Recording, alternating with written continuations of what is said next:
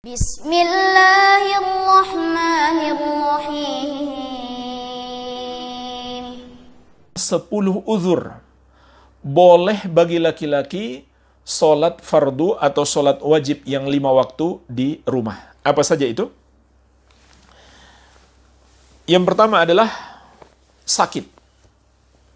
Sebagaimana dalam riwayat Al-Bukhari dan Muslim dari Aisyah radhiyallahu anha, Rasulullah SAW tidak bisa ke masjid karena sakit. Maka beliau bersabda, "Muru Abu Bakrin falyusalli bin nasi." Perintahkanlah Abu Bakar untuk menjadi imam bagi manusia. Begitu pula dalam hadis yang diriwayatkan Imam Muslim, sahabat yang mulia Ibnu Mas'ud radhiyallahu anhu berkata, "Laqad ra'aituna wa ma yatakhallafu 'anis salati illa munafiqun qad 'ulima nifaquhu aw maridun."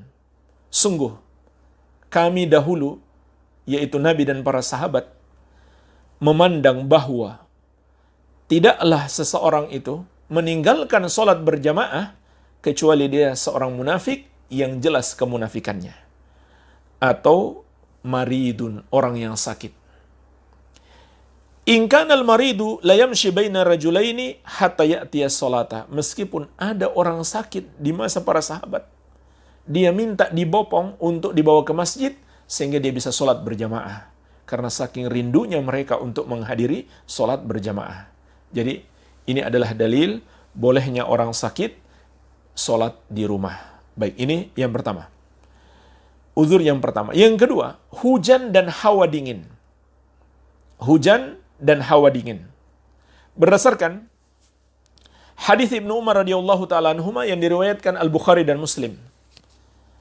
Nafi, tabi'in yang mulia, perawi hadis ini dari Ibnu Umar, beliau menceritakan, "Adzana Ibnu Umar fi lailatin baridatin bi Dajnan. Tsumma qala, sallu fi rihalikum." Ibnu Umar radhiyallahu anhuma melakukan adzan di satu tempat bernama Dajnan. Kemudian beliau berkata dalam adzannya tersebut, "Sallu fi rihalikum." Salatlah kalian di rumah-rumah kalian atau di tempat singgah kalian. Fa akhbarana anna Rasulullah sallallahu alaihi wasallam kana ya'mur muadzinan yu'adzinu. Maka beliau mengabarkan kepada kita bahwasanya Rasulullah sallallahu alaihi wasallam memerintahkan muadzin untuk mengumandangkan adzan, tsumma yaqulu ala itsrihi, kemudian mengucapkan di akhir adzan, ala sallu fir rihal. Salatlah kalian di rumah-rumah kalian. Fi lailatil baridah awil matirah fi safar. Itu ketika malam yang dingin atau hujan dalam safar. Maka hadis yang mulia ini menunjukkan kepada kita dinginnya malam atau udara yang sangat dingin, begitu pula hujan, membolehkan kita sholat di rumah. Ini yang kedua. Kemudian yang ketiga, ketika makanan telah dihidangkan. Dan maknanya kata para ulama, ketika kita bernafsu makan atau tidak sedang puasa. Kalau kita nggak nafsu makan dan kita sedang puasa, maka ini tidak berlaku. Baik, ini berdasarkan hadis yang diriwayatkan Al-Bukhari dan Muslim dari Anas bin Malik radhiyallahu anhu. Nabi SAW bersabda, "Idza quddimal asya'u fabda'u bihi qabla an tusallu salat al-maghrib wa la ta'jalu an asya'ikum." Apabila makan malam sudah dihidangkan, maka makanlah terlebih dahulu sebelum kalian sholat maghrib. Jangan kalian tunda makan malam kalian. Nah, jemaah sekalian, di sini kita bisa petik pelajaran kekhusyukan dalam sholat itu sangat penting. Sehingga ketika makanan sudah dihidangkan dan kita punya nafsu makan, maka kita makanlah dulu. Sebab kita sulit untuk khusyuk dalam keadaan seperti itu. Uzur yang keempat adalah menahan buang hajat dan buang angin. Sebagaimana dalam hadis riwayat Muslim dari Aisyah radhiyallahu anha, Rasulullah sallallahu alaihi wasallam bersabda, "La salata bihadratit ta'am wa la huwa yudafi'uhu al-akhbathan." Tidak ada salat apabila makanan telah dihidangkan dan tidak pula ketika seseorang menahan dua kotoran. Jadi jamaah sekalian, di sini juga ada pelajaran bagi kita pentingnya khusyuk dalam salat. Sehingga kalau kita ingin buang hajatlah terlebih dahulu, walaupun harus terlambat salat, tidak ikut berjamaah.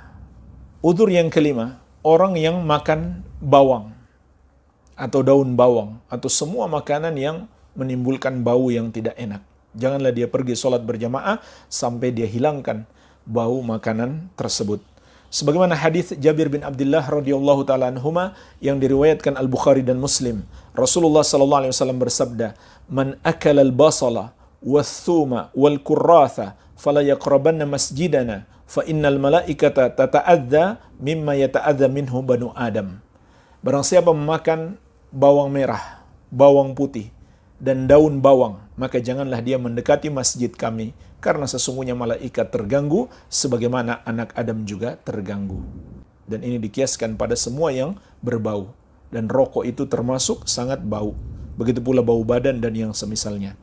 Udzur yang keenam, apabila imam terlalu panjang sholatnya, sampai melebihi sunnah Nabi SAW. Contohnya membaca surat Al-Baqarah. Itu sangat panjang kalau dibaca sampai selesai. Ada sebuah hadis juga dari sahabat Jabir radhiyallahu anhu, diriwayatkan Al-Bukhari dan Muslim, tentang kisah sahabat yang mulia Mu'adz bin Jabal radhiyallahu anhu menjadi imam di kaumnya. Kemudian beliau membaca surat Al-Baqarah.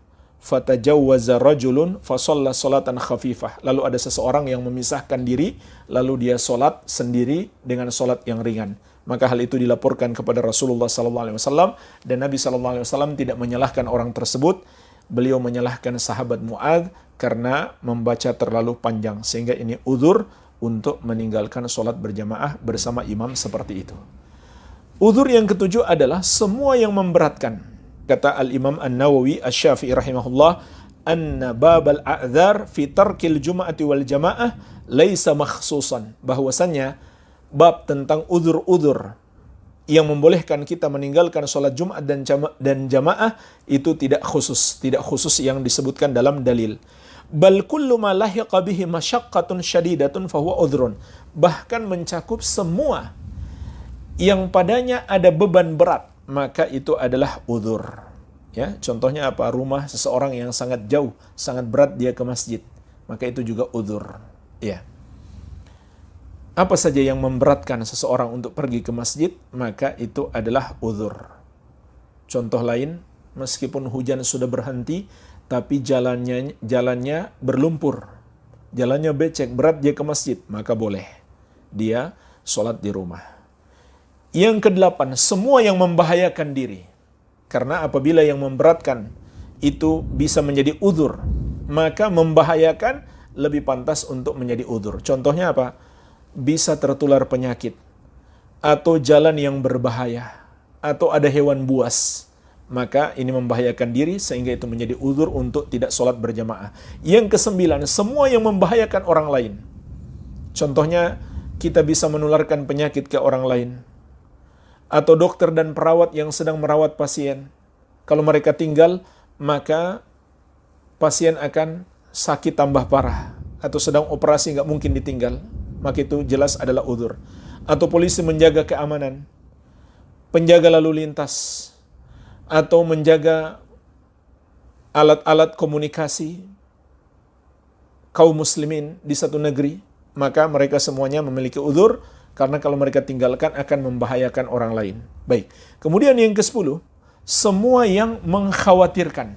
Semua yang mengkhawatirkan. Jadi, belum membahayakan, atau belum bisa dipastikan itu berbahaya, baik bahaya untuk diri sendiri atau bahaya orang lain, tapi mengkhawatirkan akan muncul bahaya. Contohnya, khawatir tertular penyakit atau khawatir menularkan.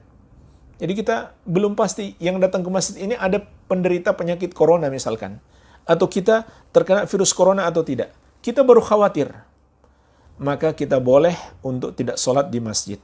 Ya. Namun di zaman ini bukan boleh lagi. Ketika pemerintah sudah mewajibkan kita, maka wajib kita untuk tidak ke masjid.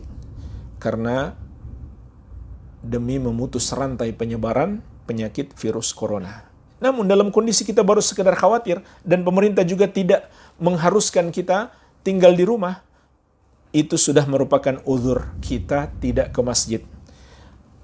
Imam Al-Mardawi menyebutkan, wa yu'dharu fi tarkil jum'ati wal jamaah al-maridu bila niza'. Wa yu'dharu aidan fi tarkihi li khaufi hudutsil marad. Dan diberi udzur untuk meninggalkan sholat Jumat dan sholat jamaah bagi orang sakit tanpa ada khilaf ulama. Dan diberi udzur juga untuk meninggalkan Jumat dan jamaah karena khawatir tertimpa penyakit. Jadi baru sekedar khawatir itu sudah merupakan udzur. Baik. Begitu pula khawatir membahayakan keluarga. Misalkan kita di satu lingkungan, kalau kita tinggalkan keluarga kita bisa berbahaya bagi mereka, maka itu adalah udzur. Begitu pula khawatir hilangnya harta. Kalau kita menjaga satu harta atau diberi amanah yang tidak mungkin kita bawa masuk ke masjid atau tidak ada pengganti kita, maka boleh kita jaga terlebih dahulu sampai ada pengganti kemudian kita sholat. Maka itu udzur. Begitu pula khawatir kematian orang dekat sementara kita tidak ada bersamanya. Ini seperti pernah dilakukan oleh sahabat meninggalkan sholat Jumat karena khawatir ada saudaranya yang wafat dan dia tidak bersamanya. Begitu pula khawatir tertinggal dalam perjalanan, khawatir ditinggal pesawat atau rombongan yang lain. Maka dalam kondisi seperti ini, kita boleh meninggalkan sholat berjamaah. Inilah jemaah sekalian 10 udzur yang membolehkan kita sholat di rumah atau meninggalkan sholat Jumat dan sholat berjamaah. Namun jemaah sekalian kita jangan khawatir, tetap kita dapat keutamaannya.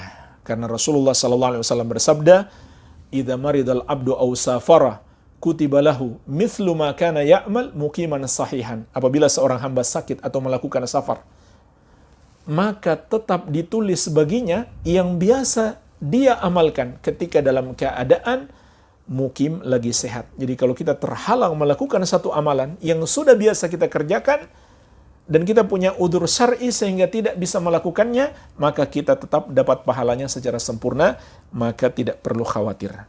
Kemudian di sini ada kaidah penting, para ulama menyebutkan a'dzarun fi tarkil jamaah hiya a'dzarun fi tarkil jumu'ah. Udzur-udzur yang membolehkan kita meninggalkan sholat berjamaah, itu juga udzur yang membolehkan kita meninggalkan sholat Jumat.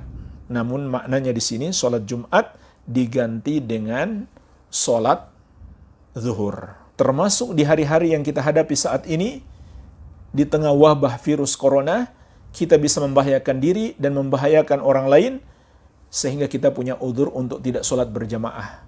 Bukan hanya udzur boleh tidak sholat berjamaah, tapi wajib. Karena Allah melarang kita. Wala taqtulu anfusakum, jangan kamu bunuh dirimu sendiri. Wala tulqu biaidikum ila tahluka, jangan kamu jerumuskan dirimu sendiri dalam kebinasaan. Wala darar wala dirar, tidak boleh menimpakan bahaya, tidak boleh pula membalas saling menimpakan bahaya. Jadi ini sampai tingkatan wajib untuk tidak menghadiri sholat Jumat dan berjamaah berdasarkan dalil-dalil syar'i, bukan sekedar fatwa ulama, bukan sekedar peraturan pemerintah, tapi ini berdasarkan hukum syariat Islam. Wabillahi taufik.